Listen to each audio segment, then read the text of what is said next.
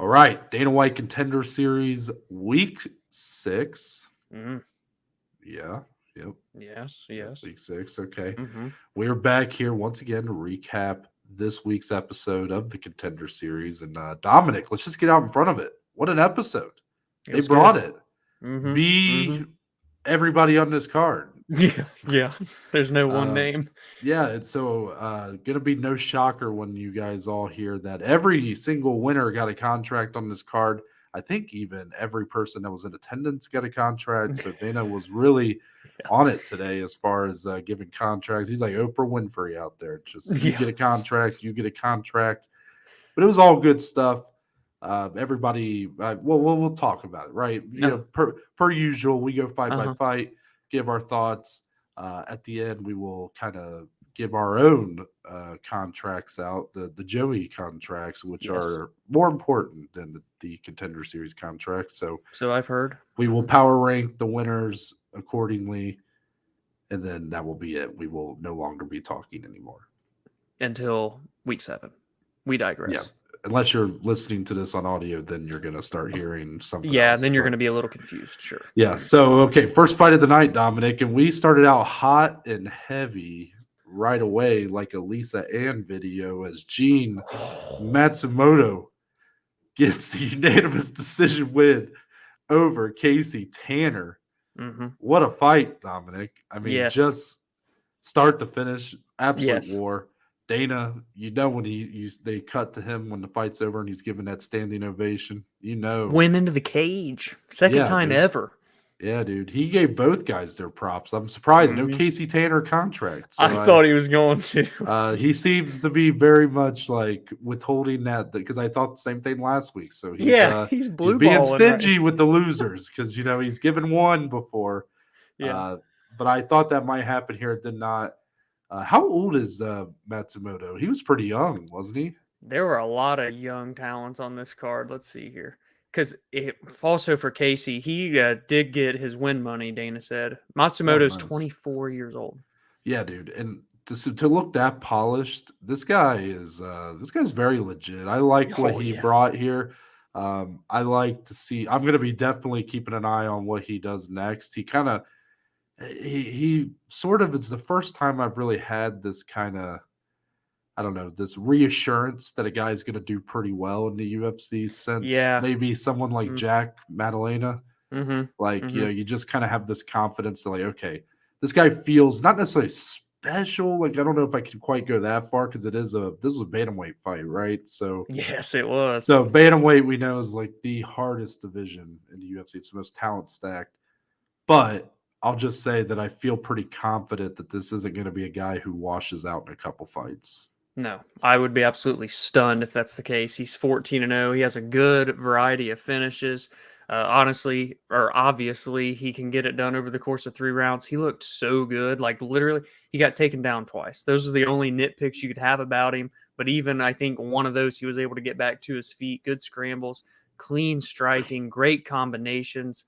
Mixed it up well. The leg kicks were brutal. I honestly was kind of, when the fight was getting going, I thought it was going to be stopped by leg kicks, and we don't see that happen on Contender Series very much, if at all, that I can recall. Matsumoto is very, very dangerous, very, very good. Michael Bisping loved this guy. He was going nuts about him. Yeah. So, I agree. So he's going to be someone definitely to watch out for, like Noah said.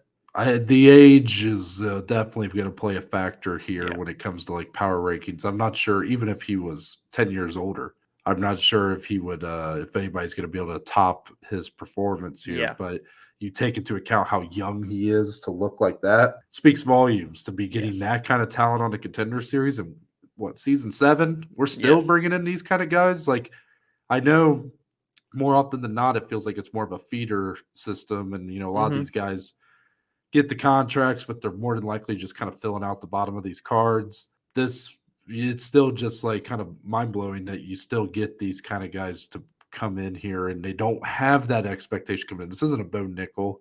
This is a guy who was kind of another name on this card, and he took the opportunity by the balls, also like Yes. Lisa Ann does. So, second fight. Julia Polastri. Mm-hmm. She avenges her previous Contender Series opportunity. This time leaves no doubt. Mm-hmm. Second round submission over Patricia Alujas. Mm-hmm. And once again, Dominic, just an absolute dog of a This is a performance bit of a from banger Julia in the first Polastri. round. Yeah, absolute war here. And then Julia just, I think, able to withstand the pace and punishment that she was receiving versus Patricia, who I feel like it just showed a little more on her, wore on her a little more, the pace wore on her more. And once again, another women's fight here that really delivers, and the girl earning the contract feels like another real legit prospect coming into the UFC. No, there was no curve needed for this fight. You know, Mm-hmm. I've talked about that curve for the women's divisions and heavyweight, but this season, I feel like the majority of the women's fights we've seen, everybody who's won has deserved it, and even some who Yes. haven't got the contract, I felt like, and we're going to see one of those debuting here pretty soon. So, Mm-hmm. Dominic, what did you think? Julia Polastri. It was a very good way to get back, that first loss in Contender Series was to Jasmine Jasudavicius, who is going to be fighting Tracy Cortez this weekend. And that's a Mm-hmm. big time matchup for Jasmine coming off of really, because I remember watching that fight with Jasmine and thinking, okay, she's good, got the contract right, but how's she going to turn out? And she's just gotten better and better, just starched Miranda Maverick earlier this year. So that shows that Julia didn't just lose to a slouch her first time out on the Contender. She made good on it. She's won 4 straight ever since that fight. Victories in LFA, 2 of them apiece. Gets a finish on Contender Series, 115-pound division. Gets their newest lady into the mix. This is an example of a fight on the Contender Series that misguides you in the opposite direction from what we normally are able to see. Mm-hmm.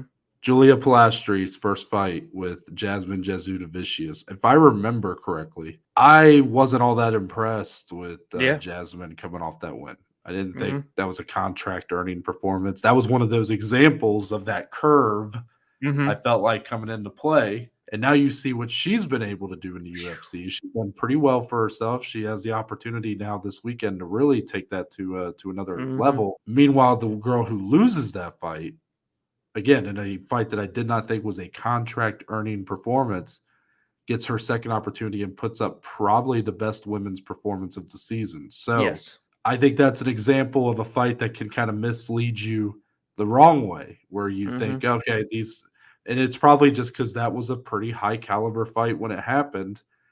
And because of that, they sort of neutralize some of each other's more exciting skills. And this is what you get. They get more favorable matchups from there, and they're able to really showcase who they are. Amen. Amen. Next fight, Dominic. Stephen Nguyen.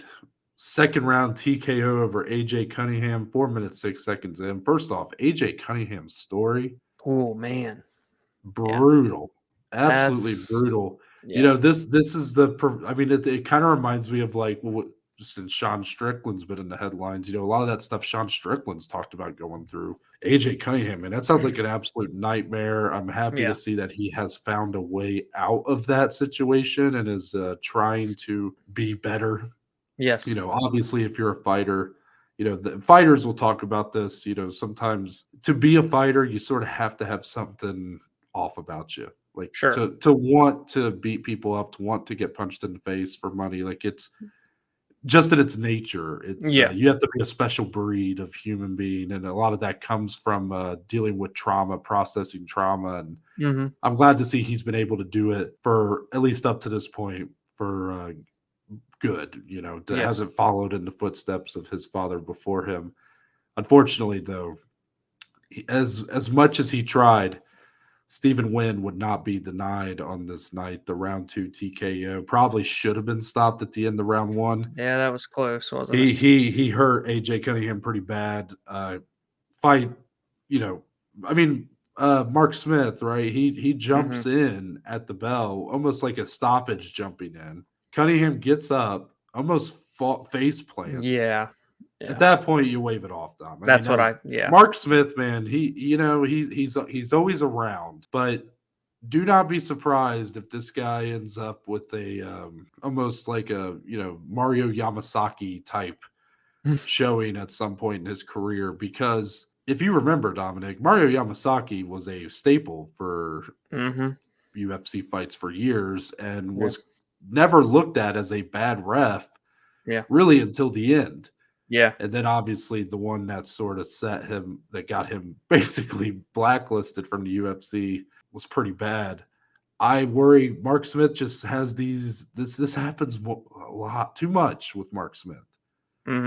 Yeah. I would like to hope that something like that doesn't happen more often, because we just don't want anything like that to bet. But if a guy's falling over, you can't let him go back out there again. What I will say is, considering that, because I thought, man, Nguyen's going to come out here in round 2 and just put the cherry on top on this one. Cunningham fought back. He did. I think it was a little bit of there might have been a little bit of just going off instinct, but against different style fighters, Cunningham could have found his way back in this fight, because basically his mentality was, I'm going to step on the gas and I'm not letting off.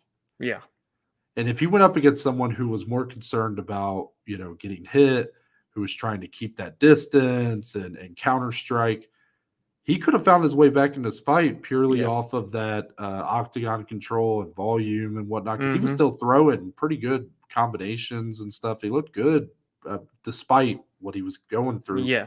But Stephen Nguyen would not allow him to take that center of the octagon. So these two ended up in kind of a rock'em sock'em amount of exchanges there in round 2. And, Stephen Nguyen obviously got the better of that. Very well-spoken, articulate guy. Again, I'm going to say a lot of the same things I said for the other 2 fights. The guy looked fantastic. Like, I don't know what else to... Well, and it's another person. There were 4 fighters on this card back for at least their second time. This was third time's the charm for Steven. He was 1-1. But this time leaves no stone unturned, gets that finish, 3 in a row, 2 on the contender and an LFA. I believe, what is he now? He's 30 years old. He's 9-1, 7 finishes. Long rangy guy too, 5'11" at featherweight, so pretty long, good, clean striking. I'm glad he made that impactful performance in front of Dana to get into the UFC this time around. This was his 3rd Contender Series opportunity. Yeah, his last fight before that. He went almost 2 years to the day between fights. He fought in 2021 on Contender Series on September 21st, and then today on September 12th, 2023. It's so wild. Like, I didn't catch that when I was watching it. Probably was paying attention to my phone or something, but I would have never guessed. Like, as good as he looked here, that he's probably vastly improved from the guy that we saw 2 years ago. I'll have to go back to those older recaps and see if I even mentioned him. Yeah, right. And then next up, you had Jhonata Diniz with the first round TKO over Eduardo Neves. This was Eduardo's second opportunity, I believe. He had been on last season. Comes up short again, and Diniz, man, with that finish. Oof. It didn't look like much, but it was a beautiful 1-2 and walk off. Shows the power, man. He was able to put him down and out with the one shot. I liked what I saw here. I'm not gonna lie, Dominic. The guy has the look. He has and again, this was this light heavyweight? What was this? These were the big boys. These are heavyweight. So heavyweight division, you know how I'm gonna feel when you see a guy who looks cleaner than what you're usually getting on Contender Series at heavyweight. Yes. Sign me up. 6-0, undefeated, right? The donut. 6 first-round knockouts. 32 kickboxing world champion, multi-time, I believe Daniel Helly said on the broadcast. Some fun coming up to the big boys here. He looked clean. It wasn't like easy. Like Eduardo was landing some decent shots, but he did just look like the better striker. The longer that fight went, he was going to pull away and inevitably get a finish, I feel like. It's a good skill set, I think, to watch out for the heavyweights. Yeah, you don't see that kind of striking pedigree in the heavyweight division too much. So not often. Be curious to see when he goes up against someone who's more of a natural wrestler, what you might get. Yeah. And also if you get him out of the first round. Definitely. Yeah. You have to pause a little bit. Like, as good as he looked here, and he's going to heavyweight, which needs the talent, there is going to be some questions that need to be answered. I mean, of course, about all these guys, but what we saw here was really played into his strengths. Right. He found himself in a real aggressive brawl in round 1, and it was a striking fest. I mean, very much plays into his hand. They won't all be like that. So. Right. And then Dominic, the main event, which unfortunately for these two to kind of have to follow all this, seemed a little underwhelming, even though it wasn't bad by any means. He still gets the contract. James Llontop? Yeah. Mm-hmm. Yeah, I feel like you don't know. You're just I'm just supporting you. I'm being that supportive friend. I don't know what I was looking for there. I'm like, Dominic's worse at pronouncing names than I am, so I don't know. Hey, from Peru too. So from Peru, yeah. okay. International flavor here. Gets the unanimous decision win over Malik Lewis, Dominic. So, after what we saw, it seems to pale in comparison to a lot of that. But what did you make of the actual skill set of James Llontop? He was a very clean performance. Malik is such a wild man. That's who fought freaking Trevor Peak last season. And so you kind of just knew what you were going to get with Malik Lewis. But the body shots took a toll, and he made Lewis very tired. My only nitpick is like maybe he could have pushed that pace a little bit more and really just poured it on and maybe even got Lewis out of there. 2 judges gave him a 10-8 round. But that's just me being, I don't know, just nitpicky, right? At the end of the day, this was a great performance. 14-2, 12-fight win streak. This man hasn't lost in literally years and has some good finishes on his record. I like it. He also is very young, 24 years old. We had a 24-year-old at bantamweight to start the night, 24-year-old at lightweight to end the night. So, Dominic, you want to take a guess at who else has some pretty good finishes in their resume? Let's hear it. You don't want to take a guess? No.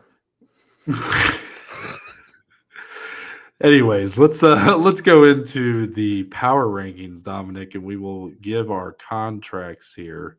Mm-hmm. Who's going at the top? Who's going number 1? I put Matsumoto at the top. Yep. I have to agree with you. The age mixed with the well-roundedness of the game. Man. It's tough because it's bantamweight. Like, I was looking for a reason to dock him to number 2 or something, but at the end of the day, if he's got it, he's got it. So he's one of the guys, right, that gave you a great performance and you got to see the potential. He hit both of them tonight. And if you do that, I feel like you're going to probably come out number 1 most weeks on this show. Sure. What about number 2? I went with the big boy. I went with Diniz, heavyweight, number 2.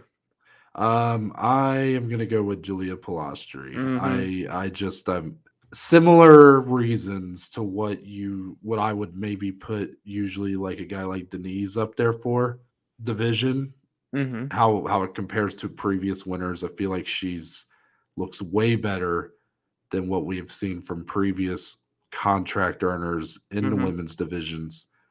But also, I think for her to stand out among what's been a very solid season of contract earners for the women. And like I said, the one who I thought should have got a contract and didn't, it's been a good year for them, I think. And because of that, she looked fantastic. She found herself in a bit of a scrap, but then was able to really turn that tide in round 2 and leave no doubt. So I'll give her the edge at number 2. What about number 3, Dominic? I put Julia 3. That was 2 and 3 for me. Yeah, I have Stephen Nguyen number 3. So I know this is where it gets a little tricky because you would think I might put Diniz number 3 at least when I've given this kind of benefit for a lot of heavyweights. But Stephen Nguyen just had that performance where like I couldn't necessarily say anything that I didn't say previous.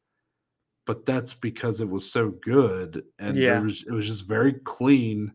He gets the finish, and probably should have been a first-round finish, by the way. And there's really no nitpicks here for me. Like, there's really nothing I can say.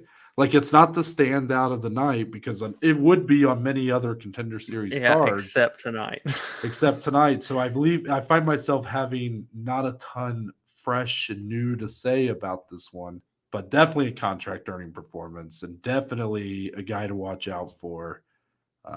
So that's why I'm going to put him number 3. And then that's going to put Jhonata Diniz number 4.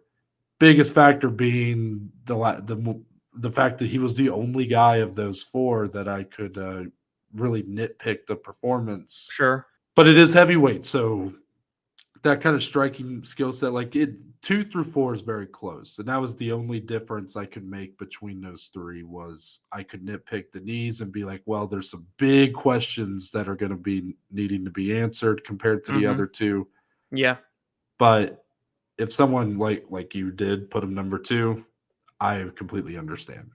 Yeah, a lot of the weeks I find the struggle being that 2 and 3 spot, or even in this case, the 2 through the 4, where it's just they're all so close, and you kind of just have to throw a dart at the wall, and you're gonna honestly come out looking good anyway.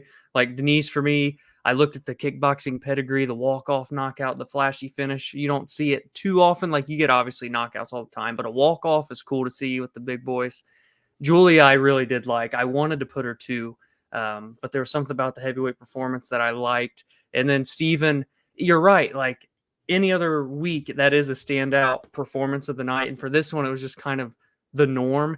And I don't know what made me have him fall to 4 here because it was pretty clean. Like AJ was coming at him hard and hitting him with good shots, but Steven held his own and it just got the better of him. You know what it might be? It might be the opposite of what I just said. I said the hard part with putting Diniz 4 was just it was the only performance I could nitpick out of those 3. For you, Nguyen might fall to 4 because it's the only performance you can't really you don't have much to say about because it's not it's not as strong as like a Matsumoto or a Polastri. Sure. But it doesn't have those question marks either. There's just a whole lot of it feels like a safe spot to kind of put him because he looks so good, but it's like it's hard on this night when you're power ranking by this night. Yes. 100%. All 4 of these winners that we just mentioned would probably be in the top 15 of contract earners for the season right now, maybe top 10 even. But yes, thus far. So therefore, on a different list, this power ranking, he would be much higher. Yes. Number 5, that leaves James Llontop. And I want to ask you, Dominic, I believe we're giving those 4 winners we mentioned before the contracts. Are you giving James Llontop the contract? That was tough. That was a tough one. He was so close to, I feel like, being able to finish that fight. I feel like Dana gave him a contract because of just how the momentum felt for the night. He felt bad for him, because he performed well, but it was so bad because he had to follow up all these other great performances. I'd probably go no because I felt like Malik offered the least of all of the opponents, and therefore, I don't know. I wanted to see that next level taken. You didn't feel like Malik Lewis was really up to snuff here, so you didn't even get to see him challenge James Llontop, that is. Yeah, I think that's what held me back the most was the competition standpoint. Okay. I'm definitely going to give him a contract. I feel like I'm not going to, because it's the weakest on this card, but on many other cards, that probably is not going to stand out as much.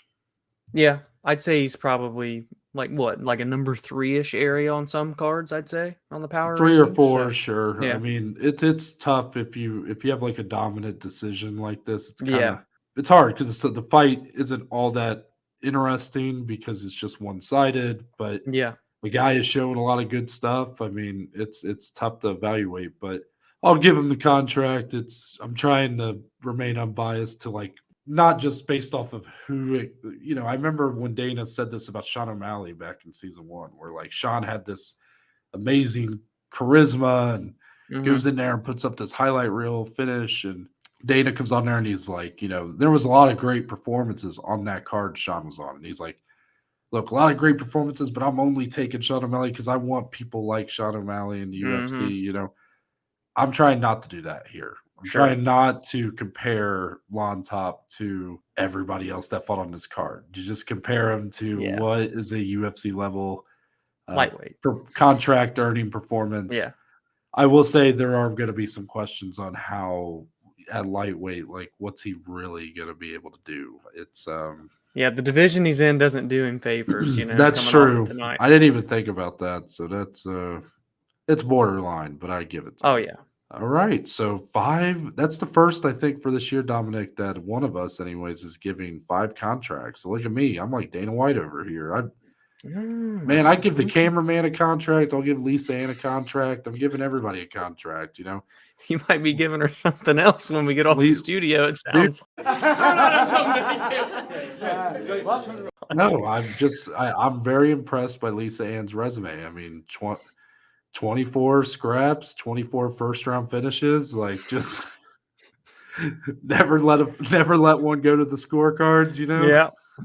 Can't leave it in the hands of the judges, right? So You can't leave it in the hands of a lot of people, I don't think. But Dominic, goodness gracious. Dominic, I know you're very familiar with her game. So would you like, before we kind of move on here, I will just mention, please like, subscribe, Of course. comment below your standouts of this card. Who are you giving the contracts to? Are you giving James Llontop a contract? Let us know. And also comment below your favorite porn star. Dominic, would you like to give yours before we head out of here? I'm probably going to pass that to you, brother. Well, Dominic, I'm a man of God. I don't watch that stuff, but she has a good book, I'm sure. That's why it was brought up, right? a good book. Yeah. Do porn stars have like autobiographies? Would you know about that? I don't know what to say. You're a reader, Dom. You're a reader, Dom. I wish I was a reader. My name's No Baker. That's Dominic Lee. We are but just 2 of the Below Average Joes, and we'll see you guys next time.